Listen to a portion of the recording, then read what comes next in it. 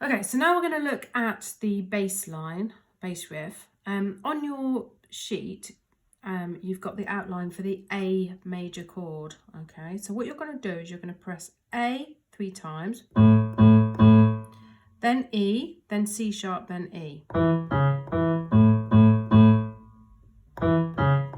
Okay, so that's what the bass line is for the A chord. And then when it gets to the D chord, you do the same thing, but this time you're starting on D. So it's D, D, D, A, F sharp, A, okay? Then back to A. So for your chorus, you need to loop that round 3 times. So what it is, it's A,